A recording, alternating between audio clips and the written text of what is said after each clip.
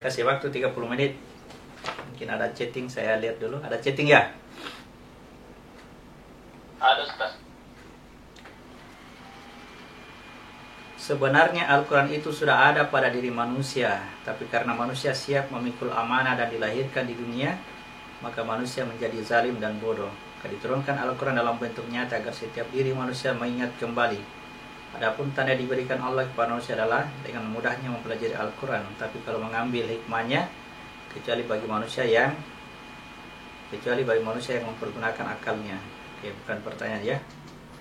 Yesus mengetuk pintu, mengetuknya di luar atau di dalam? Ini bisa kita tanyakan kepada orang-orang yang merasa sudah kedatangan Yesus. Karena saya juga bertanya kepada mereka ya, karena pertanyaan-pertanyaan yang sebenarnya pertanyaan tidak membutuhkan jawaban ya. Namun kepada orang-orang yang sudah merasa menerima kehadiran Yesus ketika datang mengetuk pintu rumahnya, ya itulah yang saya tanyakan. Dia mengetuk dari dalam atau dari luar ya. Kalaupun dia mengetuk dari dalam, ya pertanyaan selanjutnya, kau ada di mana pada saat itu, di dalam rumah atau di luar rumah ya. Ini bukan bukan untuk menguji ya, melainkan karena menurut hukumnya, menurut ketentuannya, bahwa ketika menerima kedatangan Yesus, menerima kedatangan Isa kalau bahasa kita, ya, dipastikan dia akan mengerti firman, dia akan mengerti Al-Quran, ya, bukan justru menjadi pembuat fitnah atas Al-Quran.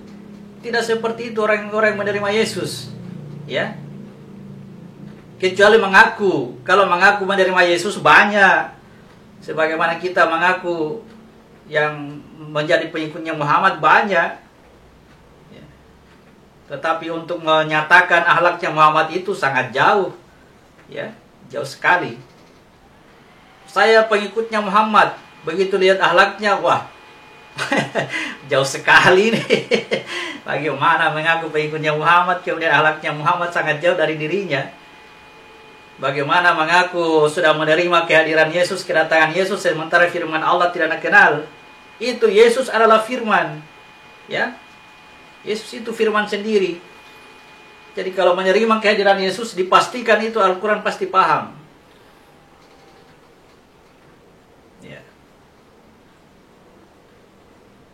Oke. Ya.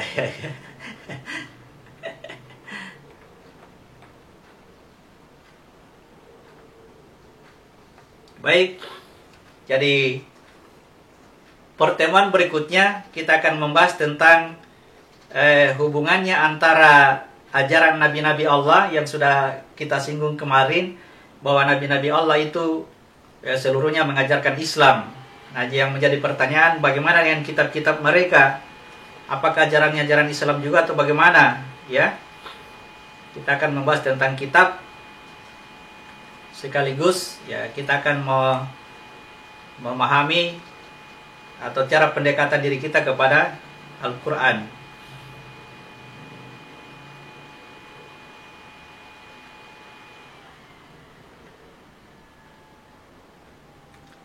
Nabi itu ya, Nabi tidak pernah mengumandangkan azan, tetapi menyuruh untuk mengumandangkan azan. Apa maksudnya ini, Ustaz? Kenapa Nabi tidak pernah azan? Saya jawab ini secara hikmah, mudah-mudahan mengerti. Ya, mudah-mudahan mengerti. Nabi itu kedudukannya di sini. Perhatikan di sini ya. Nabi itu kedudukannya di sini. Ya. Dia tugasnya sholat. Tugasnya sholat. Azan itu di luar. Azan itu adalah apa yang nampak di luar dirinya. Di luar dirinya. Perhatikan. Ketika ada orang yang kelaparan, yang menangis karena lapar, lalu kemudian saat itu kita memiliki makanan, ada di tangan kita. Ketika Nabi pada diri kita menerima informasi itu, maka dia langsung memberikan makanan kepada yang bersangkutan. Nah, yang menangis tadi adalah azan. Yang memberikan makanan itu adalah zakat. Pikiran kita untuk tidak merasa melakukan kebaikan, itulah sholat. Mau kita terima itu?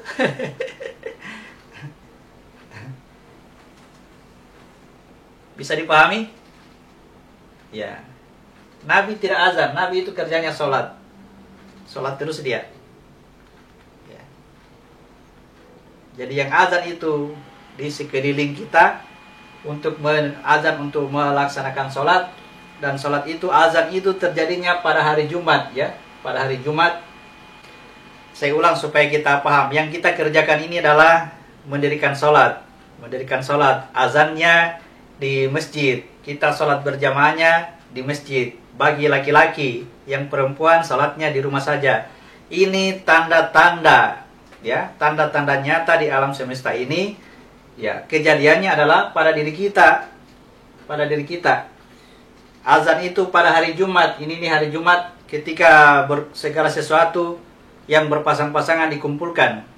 Wa idza nudiyati sholati min yaumil jum'ah, ya, fas'au ila zikrillah, segera kamu mengingat kepada Allah.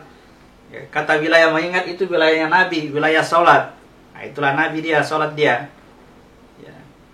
Kemudian tinggalkan jual beli, tinggalkan wilayah dada, wilayah jual beli, wilayah pahala dan dosa, wilayah hukum.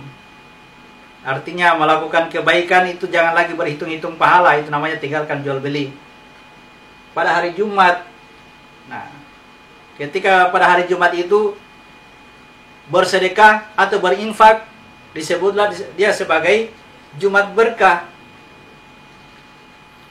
Jadi panggilan azannya itu tadi adalah orang yang kelaparan, itu panggilan azan. Ya, sedekahnya atau infaknya adalah kita memberi makan. Salatnya adalah ingat Allah. Ya, jangan sampai ingkar, jangan sampai mungkar. Itu salat. Supaya ibadahmu tadi diterima di sisi Allah, akan menjadi pengganti bagi kelengkapan diri kita ini. Menjadi faktor pendukung kelengkapan diri kita. Bisa dipahami ya. Jadi Muhammad tidak boleh azan, begitu bahasanya, karena Muhammad tidak putus sholatnya, ya. Muhammad ini tidak putus sholatnya. Dia senantiasa ingat kepada Allah. Muhammad itu adalah kesadaran diri.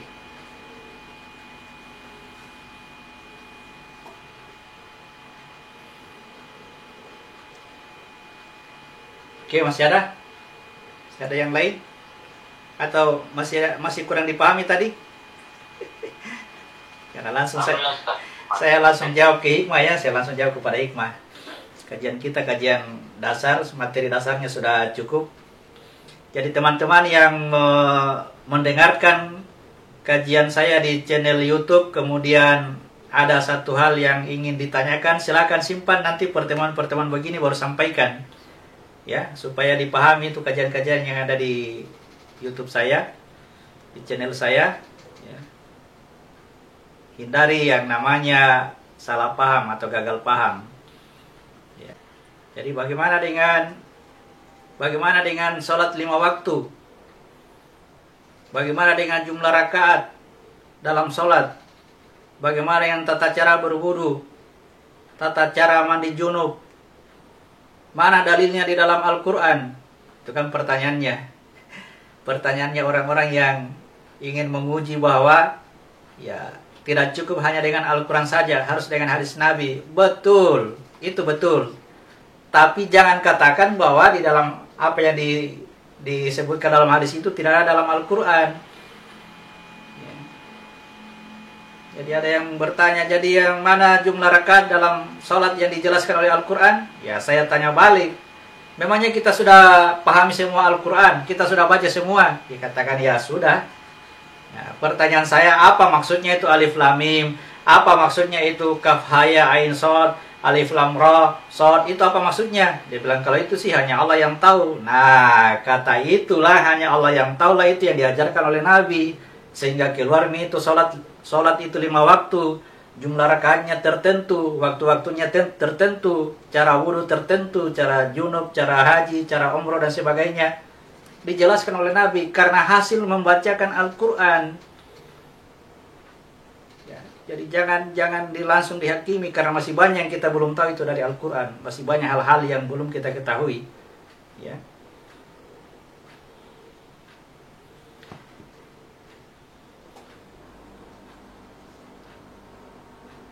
Kalau di dalam hikmah, setiap rakaat sholat itu letaknya di mana? Seperti subuh, 2 rakaat dan seterusnya. Jadi kajian tentang jumlah rakaat sholat itu sudah mengarah pada perjalanan diri kita, ya, perjalanan mi'raj, ya.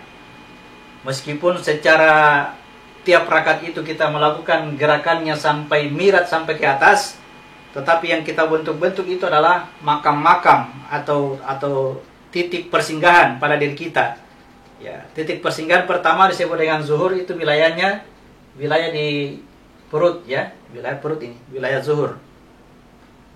Kalau asar ini wilayah dada. Ya, zuhur itu artinya saya kembali tadi, zuhur itu wilayahnya jasad, ya, wilayahnya jasad kita, wilayah nyata. Ya. Wilayah asar di wilayah dada, di situ adalah wilayahnya jiwa. Ya, wilayahnya alam jin. Nah, kemudian maghrib ini 3 rakaat ini pintu masuk, ya. Pembatas antara yang batil di bawah ini, yang hak itu di atas. Dibatasi oleh maghrib di leher. Ya. Disitulah kenapa selalu terjadi penyembelihan di wilayah leher, karena itulah batas antara yang hak dengan yang batil. Nah, lalu kemudian wilayah Isa itu lagi, makam lagi ini wilayahnya ruh. Ya, wilayah ruh di sini. Jadi yang 4 rakaat itu semua titik-titik persinggahan. Ini wilayah jasad adalah salat zuhur, asar adalah wilayahnya jiwa, Isya adalah wilayahnya ruh, wilayahnya malam. Sedangkan subuh itu di wilayah rahasia. Ini yang disebutkan dalam Al-Quran sebagai sholat yang disaksikan. Jadi yang harus kita datangi adalah wilayahnya Isya dengan subuh. Ini yang keluar hadis mengatakan bahwa, ya, salat yang paling sulit itu adalah salat Isya dan salat subuh. Namun seandainya mereka mengetahui makna atau hakikat dari salat Isya dan salat subuh, mereka akan mendatanginya meskipun dalam keadaan merangkak. Ya. Merangkak untuk bisa memasuki wilayahnya mesti dalam keadaan sujud ini. Wilayah sujud mesti melewati pintu gerbangnya. Masukilah pintu gerbangnya dalam keadaan bersujud. Begitu maksudnya, ya. Diperintahkan kepada Musa wilayahnya di sini, ya, tapi untuk masuk ke wilayah ini, ke wilayah ruh, cara masuknya dengan sujud. Kalau cara masuknya di wilayah dada, ya dengan ruku. Rukulah kamu bersama orang-orang yang ruku. Itu cara masuk untuk wilayah dada. Untuk masuk di wilayah ruh tidak ada jalan kecuali bersujud.